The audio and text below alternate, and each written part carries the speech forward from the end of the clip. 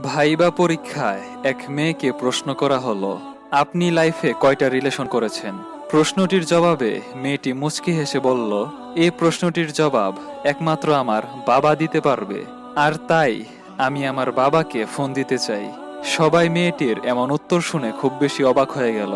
সবার মধ্য থেকে একজন লোক হঠাৎ বলে উঠল, জি, সমস্যা নেই, আপনি আপনার বাবাকে ফোন দিতে পারেন। মেয়েটি অতঃপর তার বাবাকে ফোন দিল। জিজ্ঞাসা করল, বাবা, আমি লাইফে কয়টা রিলেশন করেছি? ফোনের ওপাশ থেকে বাবা বলে উঠল, মা, একটাও না। মেয়েটির বাবার কথা শুনে সবাই একজন আরেকজনের দিকে চেয়ে রইল। ঠিক তখনই বড় স্যার মেয়েটির হাত থেকে ফোন নিয়ে মেয়েটির বাবাকে বলে উঠল, আপনি কিভাবে শিওর যে আপনার মেয়ে লাইফে কোনো রিলেশন করেনি? মেয়েটির বাবা তখন বলল, আমার এখনো মনে আছে, আমার মেয়ে প্রথম যখন প্রেমের প্রস্তাব পায় তখন আমার মেয়ে সবেমাত্র ক্লাস 8-এ পড়ে। আমাকে এসে ঝাপটে ধরে বলে, বাবা, আজকে না পাড়ার রবিন নামের ছেলেটা আমায় ফুলের তোড়া আর চকলেট দিয়েছে এবং বলেছে ও আমাকে ভালোবাসে, আর তাই আজকে স্কুল থেকে আমি ওর সাথে ঘুরতে গিয়েছি। আমি তখন হাসি মুখে বললাম, ভালো। আমার এই উত্তরটি শুনে আমার মেয়েটি হাসি মুখে বলল, আমি জানতাম বাবা তুমি আমায় কিছু বলবে না, অথচ ফ্রেন্ডরা আমায় বারবার বলল তোমাকে এ কথা না বলতে, তুমি শুনলে নাকি আমায় অনেক মারবে। কিন্তু আমি বলেছি না, আমার বাবা এমন নয়, আর উনি শুধু আমার বাবা নয়, আমার বেস্ট ফ্রেন্ড। বাবা, আমি ঠিক বলিনি? ঠিক বলেছিস মা। এই বলে আমি আমার মেয়েটির হাত ধরে ওকে একটা আম গাছের সামনে নিয়ে যাই। অতঃপর একটা বড় লাঠি দিয়ে আম গাছ থেকে আম পাড়তে চাইলে আমার মেয়েটি চিৎকার দিয়ে বলে ওঠে, বাবা, তুমি এটা কি করছো? আমগুলো এখনো ছোট, সবেমাত্র মুকুল থেকে আম হয়েছে, এগুলো পাড়া বা খাওয়া কোনোটাই উচিত নয়।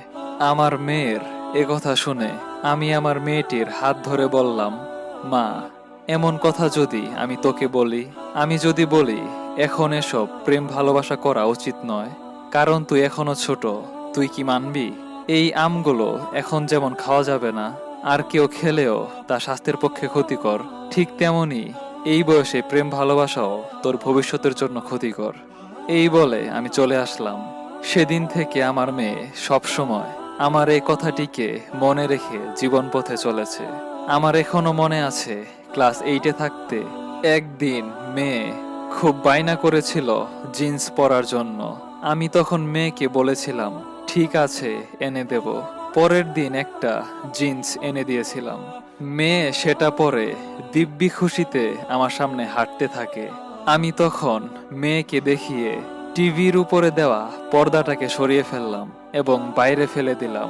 আমার মেয়ে তখন রেগে বলল, বাবা, তুমি এটা কি করলে? আমি তখন বললাম, টিভির উপরে আবার পর্দা দেওয়ার কি দরকার, এমনিতেই তো ভালো লাগে, তাই ফেলে দিলাম। আমার মেয়ে তখন বলল, উফ বাবা, তুমি জানো না টিভির উপর পর্দা না দিলে ময়লা বা ধুলাবালি পড়ে? আমি তখন মেয়েকে হেসে বললাম, ঠিক তেমনি অশালীন পোশাকে নারীর সৌন্দর্য নষ্ট হয়ে যায়, ধুলাবালি পড়ে। আর সেই ধুলাবালি কি জানিস মা? পাড়ার বখাটে ছেলেদের খারাপ দৃষ্টি আর বাজে মন্তব্য, আর রবিন নামের হাজারো ছেলের আবেগকে প্রেম নামে প্রকাশ করে হাজারো মেয়ের সুন্দর ভবিষ্যৎ নষ্ট করা। সেদিন থেকে আমার মেয়ে আজ পর্যন্ত কখনোই অশালীন পোশাক পরেনি।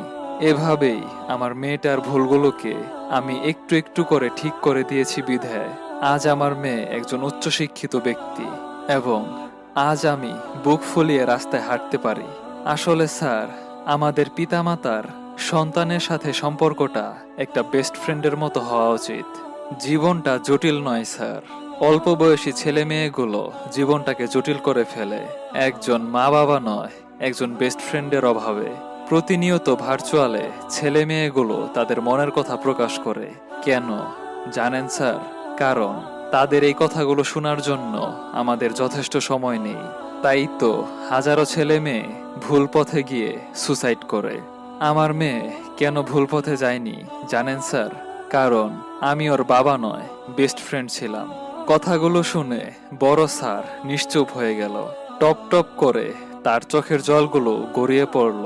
হঠাৎ মোবাইল থেকে নিজের মেয়ের একটি ছবি বের করে কাতর স্বরে বলে উঠল, সরি মা, আমাকে মাফ করে দিস। আমি তোর বাবাই রয়ে গেলাম, তোর বেস্ট ফ্রেন্ড হতে পারলাম না।